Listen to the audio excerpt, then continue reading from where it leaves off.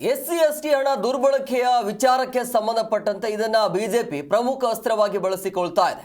ಇವತ್ತು ದಲಿತ ಸಂಘಟನೆಯ ಜೊತೆ ಬಿಜೆಪಿ ನಾಯಕರ ಮೀಟಿಂಗ್ ನಡೀತಾ ಇದೆ. ಹಣ ಬಳಸದಂತೆ ಸರ್ಕಾರದ ಮೇಲೆ ಒತ್ತಡ ಹಾಕೋದಕ್ಕೆ ಪ್ಲಾನ್ ಮಾಡಿಕೊಳ್ಳಲಾಗ್ತಾ ಇದೆ. ಮೇಲ್ಮನೆ ವಿಪಕ್ಷ ನಾಯಕ ಛಲವಾದಿ ಅವರ ನೇತೃತ್ವದಲ್ಲಿ ಈ ಸಭೆ ನಡೀತಾ ಇದೆ. ಶಾಸಕರ ಭವನದಲ್ಲಿ ನಡೀತಾ ಇರುವಂತಹ ಮಹತ್ವದ ಸಭೆ ಇದು. ತಕ್ಷಣ ರಾಜ್ಯ ಸರ್ಕಾರ ಇದನ್ನ ನಿಲ್ಲಿಸುವಂತೆ ಯಾವ ರೀತಿಯಾಗಿ ಒತ್ತಡ ಹಾಕಬೇಕು ಅದರ ಬಗ್ಗೆ ಚರ್ಚೆ ಆಗ್ತಾ ಇದೆ. ಕಾಂಗ್ರೆಸ್ ವಿರುದ್ಧ ಎಸ್ಸಿ ಹಣ ದುರ್ಬಳಕೆಯ ಅಸ್ತ್ರ ಇದೆ, ಬಿಜೆಪಿ ಅಸ್ತ್ರ. ದಲಿತ ಸಂಘಟನೆಯ ಜೊತೆ ಬಿಜೆಪಿ ನಾಯಕರ ಮೀಟಿಂಗ್ ಇದೆ. ಎಸ್ಸಿ ಅಂದರೆ ದಲಿತರು ಬರ್ತಾರೆ. ಸೊ ಹಂಗಾಗಿ ಅವರನ್ನ ನಾಯಕ ಸಂಘಟನೆಯ ಜೊತೆಯಲ್ಲಿ ಇಟ್ಕೊಂಡು ಸರ್ಕಾರದ ವಿರುದ್ಧ ಪ್ರತಿಭಟನೆಯನ್ನು ಮಾಡೋದಕ್ಕೆ ಬಿಜೆಪಿ ನಾಯಕರು ಮುಂದಾಗಿದ್ದಾರೆ. ಮತ್ತೆ ದಲಿತರ ಹಣವನ್ನು ಬಳಸಬಾರ್ದು ಅನ್ನೋದು ಈಗ ಹೆಂಗೋ ತಪ್ಪು ಮಾಡಿದ್ದಾರೆ, ಈಗ ಮುಂದೆ ಹಂಗೆ ಆಗಬಾರ್ದು ಅಂತ ಈ ಬಗ್ಗೆ ಸರ್ಕಾರದ ಮೇಲೆ ಒತ್ತಡ ಹೇರೋದಕ್ಕೆ ಸಭೆಯನ್ನು ಮಾಡಲಾಗ್ತಾ ಇದೆ. ಈಗಾಗಲೇ ಸಭೆ ಆರಂಭ ಆಗಿದೆ.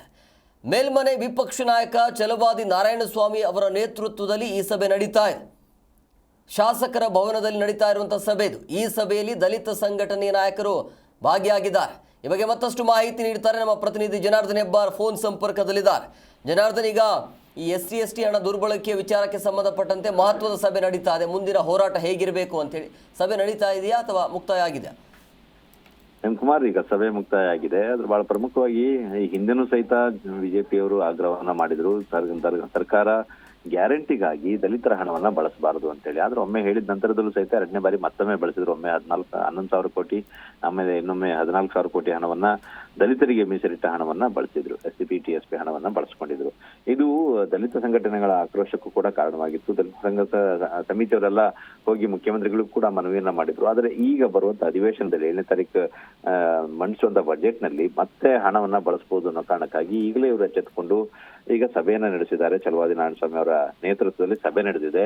ಸರ್ಕಾರ ಯಾವುದೇ ಕಾರಣಕ್ಕೂ ಮತ್ತೆ ಆ ರೀತಿಯಲ್ಲಿ ಹಣವನ್ನ ಬಳಸಬಾರದು. ಇವರು ಗ್ಯಾರಂಟಿಗಾಗಿ 52,000 ಕೋಟಿಗೂ ಹೆಚ್ಚು ಹಣವನ್ನ ಮೀಸಲಿಟ್ಟಿದೀವಿ ಅಂತ ಹೇಳ್ತಾರೆ. ಹಾಗಿದ್ರೆ ದಲಿತರ ಹಣವನ್ನ ಯಾಕೆ ಬಳಸ್ತಾ ಇದ್ದಾರೆ? ದಲಿತರ ಹಣವನ್ನ ಬಳಸ್ತಾರೆ ಅಂತ ಆದ್ರೆ ಇದು ಅವರಿಗೆ ಮೀಸಲಿಟ್ಟ ಹಣವನ್ನೇ ಅವರಿಗೆ ಕೊಡ್ತಾರೆ ಅಂತ ಆದ್ರೆ ಸರ್ಕಾರ ದಲಿತರಿಗೆ ಇಲ್ಲಿ ಗ್ಯಾರಂಟಿ ಯೋಜನೆಯನ್ನ ಕೊಡ್ತಾ ಇಲ್ಲ ಅಂತ ಹೇಳಿ ಸ್ಪಷ್ಟವಾಗಿ ಅರ್ಥ ಆಗತ್ತೆ. ಆ ಕಾರಣಕ್ಕಾಗಿ ಒಂದ್ ವೇಳೆ ಸರ್ಕಾರ ದಲಿತರಿಗೆ ಗ್ಯಾರಂಟಿ ಯೋಜನೆಯನ್ನ ಕೊಡುತ್ತೆ ಅಂತ ಆದ್ರೆ ಅವರಿಗೆ ಮೀಸಲಿಟ್ಟ ಹಣವನ್ನ ಬಳಸಬಾರ್ದು, ಅದಕ್ಕೊಂದು ನಿಯಮವನ್ನೇ ಮಾಡ್ಕೊಂಡಿದ್ದಾರೆ ಹಣವನ್ನ ಬಳಸಬಾರ್ದು ಅಂತ ಹೇಳಿ. ಆದಾಗ್ಯೂ ಸಹಿತ ಯಾವುದೋ ಒಂದು ಅವಕಾಶವನ್ನ ಮಾಡಿಕೊಂಡು ಉಳಿದಂತ ನಿಯಮದಲ್ಲಿ ಹಣವನ್ನ ಬಳಸ್ಕೊಳ್ಳುವ ಪ್ರಯತ್ನವನ್ನ ಮಾಡ್ತಾ ಇದೆ ಸರ್ಕಾರ. ಇದನ್ನ ತಕ್ಷಣ ನಿಲ್ಲಿಸಬೇಕು. ಈಗ ಇದಕ್ಕೆ ಸಂಬಂಧಪಟ್ಟಾಗ ಹೋರಾಟವನ್ನು ಕೂಡ ಕೈಗೆತ್ತಿಕೊಳ್ತೀವಿ ಅನ್ನೋ ಮಾತನ್ನ ದಲಿತ ಸಮಿತಿಯವರು ಈಗಾಗಲೇ ಹೇಳಿದ್ದಾರೆ. ನಾಳೆಯಿಂದನೇ ಬೆಂಗಳೂರಿನಲ್ಲಿ ಹೋರಾಟವನ್ನ ಮಾಡ್ತೀವಿ, ಇಡೀ ರಾಜ್ಯಾದ್ಯಂತ ಹೋರಾಟವನ್ನ ಮಾಡ್ತೀವಿ. ತಕ್ಷಣ ಸರ್ಕಾರ ಬಳಸ್ಕೊಂಡಂತ ಹಣವನ್ನ ವಾಪಸ್ ಖಾತೆಗೆ ಹಾಕಬೇಕು.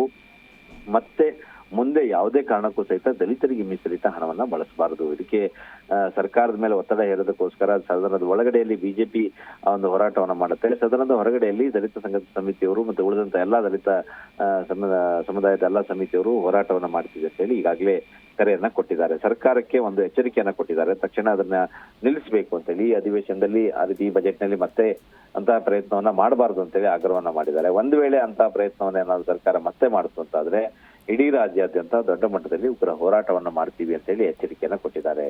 M Kumar. Okay, thank you Janardhan, ನಿಮ್ಮೆಲ್ಲ ಡೀಟೇಲ್ಸ್ಗಾಗಿ. ಜಿ ಕನ್ನಡ ನ್ಯೂಸ್ ಈಗ ನಿಮ್ಮ ಮನೆಯಲ್ಲೇ ನೋಡಿ, ಎಲ್ಲ ಕೇಬಲ್ಗಳಲ್ಲಿ ಈಗ ಲಭ್ಯ.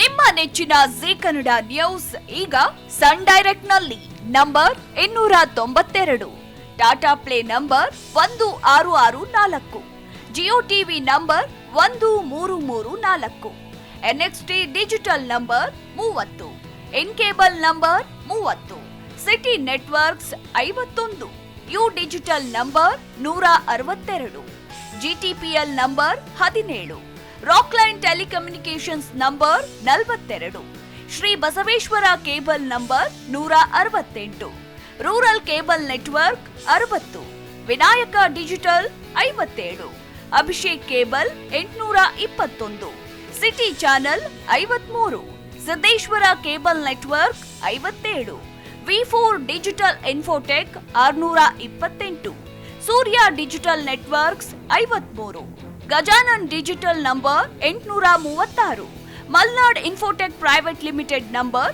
56, metro cast number 830, victory digital number 167ರಲ್ಲಿ ನೋಡಿ ಆನಂದಿಸಿ.